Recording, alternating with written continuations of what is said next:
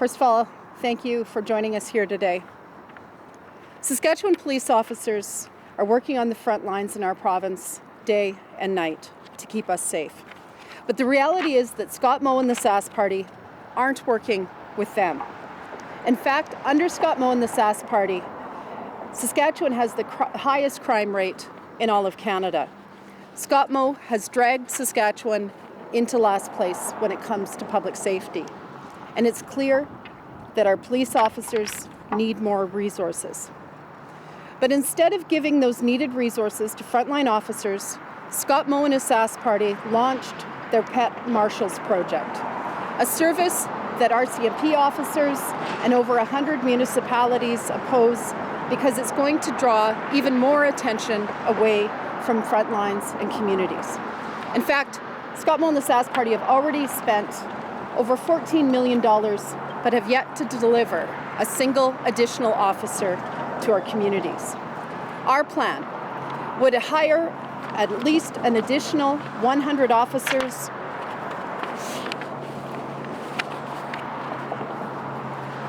and while Scott Moe and the Sask Party have promised to support and deliver of the hiring of 100 RCMP officers, they failed on that front as well, like so many others. I'm committed today that a Saskatchewan NDP government would work as partners with the RCMP to ensure that those 100 additional RCMP officers are actually hired. We would be full partners and work with them to address the challenges that they've faced when it comes to recruitment.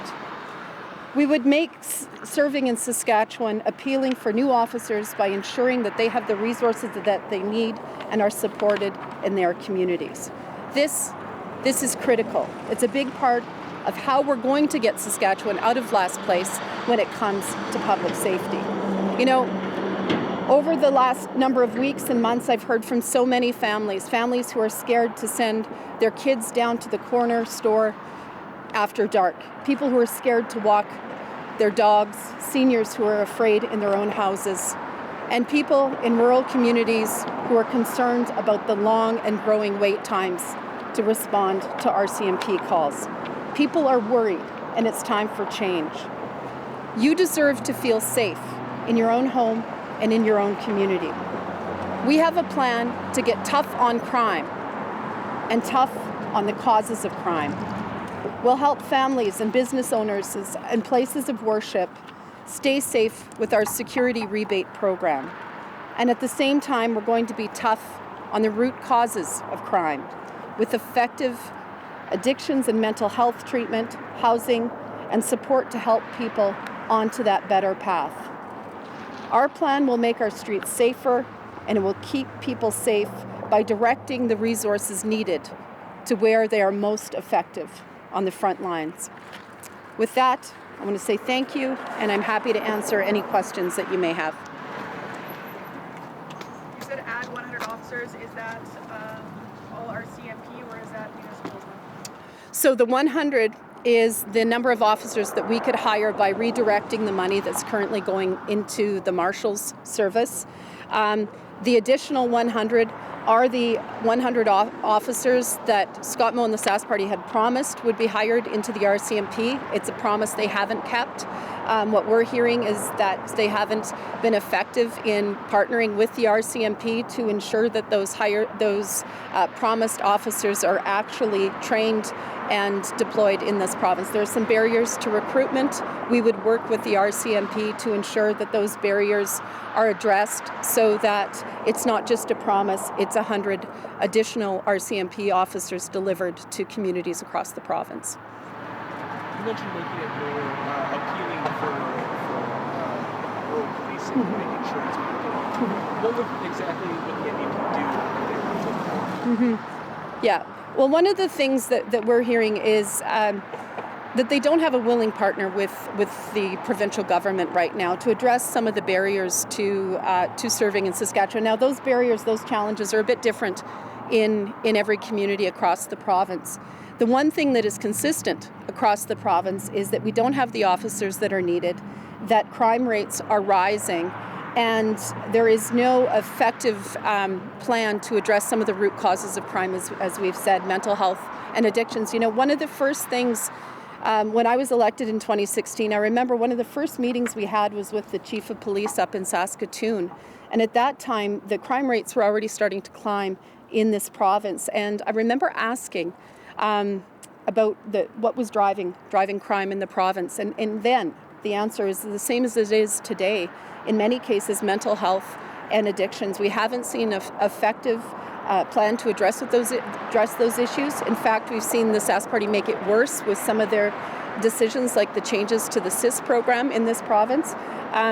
This is a serious problem facing communities. Again, double the national rate of violent crime in this province.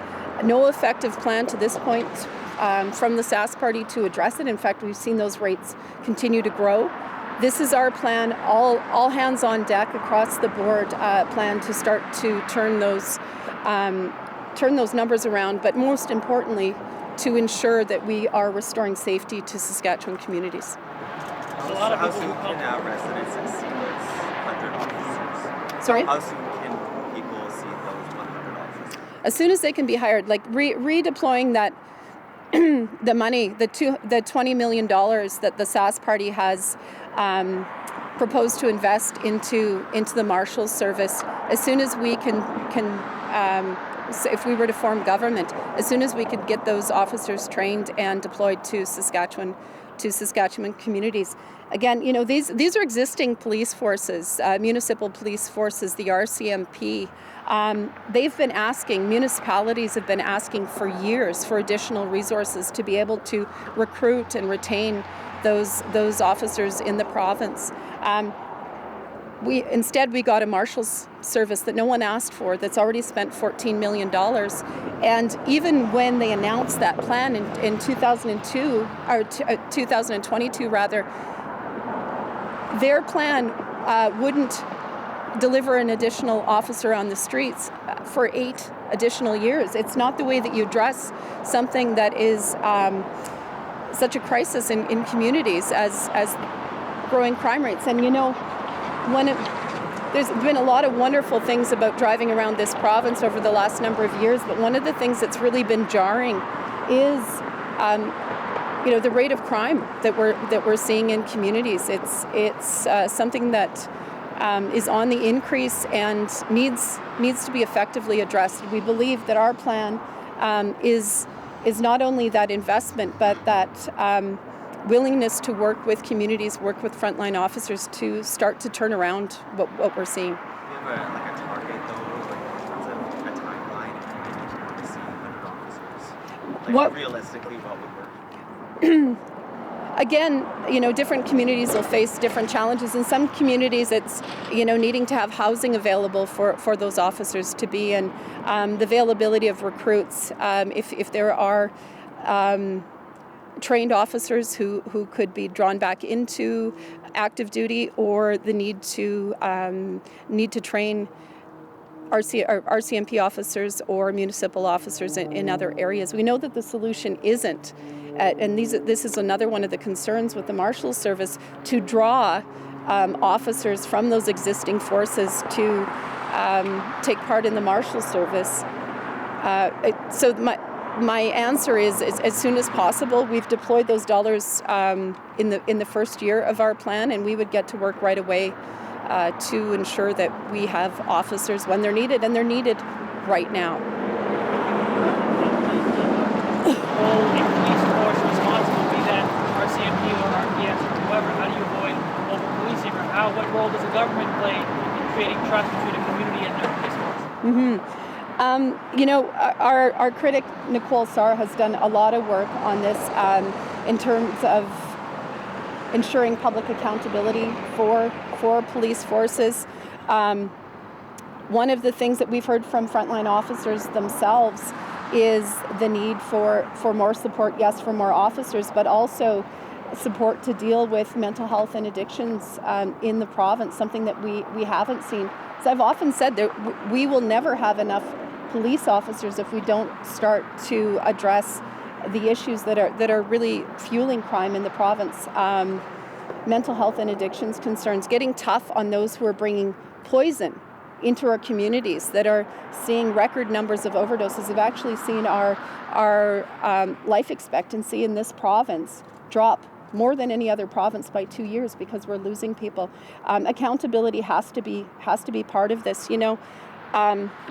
A couple of years ago, last year there was a report that came out that contemplated closing down Depot here in Regina, something that is incredibly important to people in this province. What we suggested at that time was that Regina is uniquely positioned with both the RCMP, but with the First Nations University, the University of Regina, to also start looking at effective, responsive policing and accountability to the population that is served has to be part of that as well. What was your reaction to Scott Morrison's announcement this morning of launching potentially at-home screening for HPV?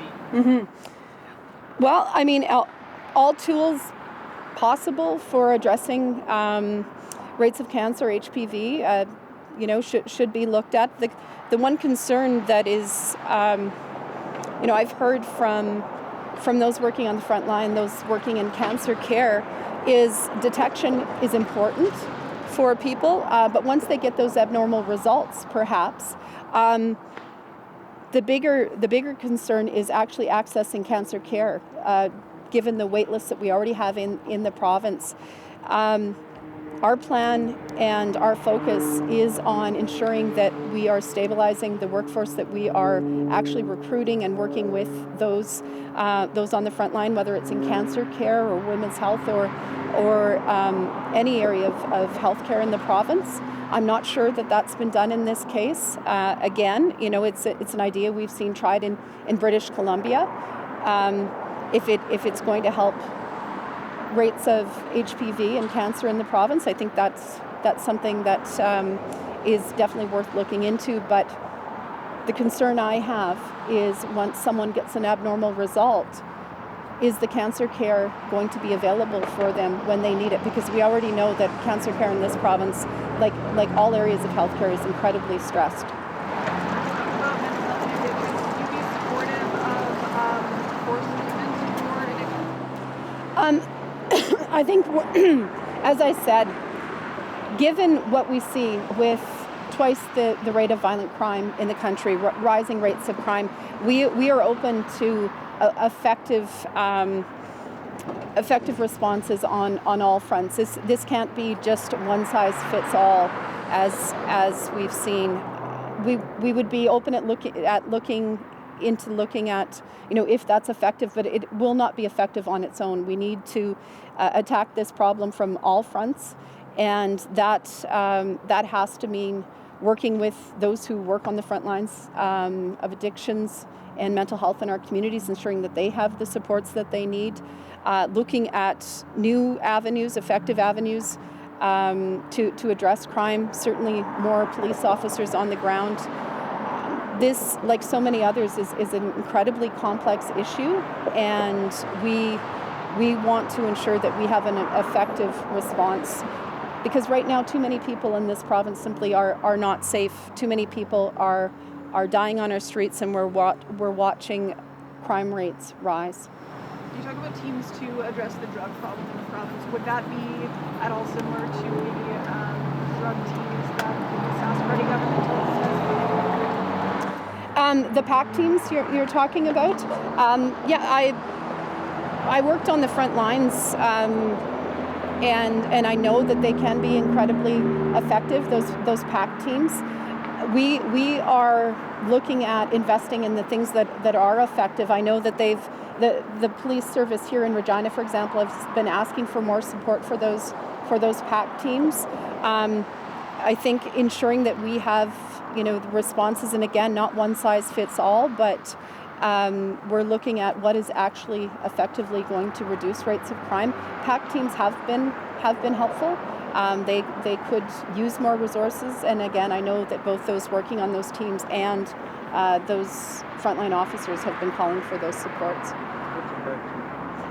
They are a combination of police officer and frontline mental health worker who go out on calls to deal with people who are in distress, who are experiencing mental health or addictions crisis. Before the rivers dropped, the government announced millions of dollars in funding for municipal forces. I don't know if you recall that. It was like 70 million maybe. How would any government continue that funding or miss a lot? Continuing to work with them again. This is a government on the eve of an election who has ignored the voices of municipalities. We have almost 100 municipalities right now in the province who have spoken out against the Marshals Service, who have called for these investments, both in the RCMP and in municipal police forces. Looking at if there would be additional resources available is something that we could do. But I'm wary of a government that says one thing on the eve of an election, but has watched this problem fester and grow worse, ignoring all advice up until now. We are willing to work with municipalities, with the RCMP, and with communities, with those frontline officers to ensure that they have the resources needed. But again, simply investing in more police without attacking the root causes of crime is not going to be an effective solution. And further to that, it can't just be the funding. We actually have to ensure that we're addressing the barriers to actual recruitment that we're seeing. We have many open vacancies, certainly at the RCMP level for frontline officers. We have to work with those police forces to ensure that we have an effective plan, not just to announce money, but actually deliver officers on the ground. How's your plan going to tackle gang violence? Because I know that with the gangs, there's a lot of situations where they're located in one community and then they go to another community to commit their crimes. So how's your plan going to impact that? Yeah. That's not something that we're announcing today, but I know it's a concern that I've heard from many. We used to have some rather effective anti-gang strategies. RAGS program in Regina, for example, that saw their funding cut. We've working effectively to address those who are in gangs to be able to effectively get out of gangs is part of that, but also, ensuring that kids in our province, young people in our province, have hope, have opportunity, have the supports that they need, so they're not vulnerable to enter into gangs in the first place. That is part of the all hands on deck across the board strategy to reduce levels of crime. And again, there are people at the high levels in gangs and organized crime in this province who are benefiting off of poisoning our young people, benefiting off of rising crime rates and addiction rates in this province, and that's part of getting tough on crime. Our plan to address instances of conspicuous wealth as well in the province. So this is an all hands on deck approach, again, that has been built with advice from those who are on the front lines about what would be most effective to turn rates of crime around. Sounds pretty as describing your plan as cutting officers and telling people to rely on doorbell cams to keep them safe when you see that. I say to that, this is a plan that does what they have failed to do, and that is get additional officers on the ground. Ours is a plan that would increase the number of municipal police officers and RCMP officers by 200. I'd say their record. I understand why they want to distract from it, because frankly they have been in power while crime rates in this province have climbed to, again, double the national average when it comes to violent crimes. Domestic violence also at 2 times the national average, and the biggest drop in life expectancy in the entire country. I will speak for my plan. It's been built with the frontline officers, built with communities, around being effective on crime, he can account for his record, which has taken us to last place when it comes to public safety. Thank you, Carla. Thank you. Thank you.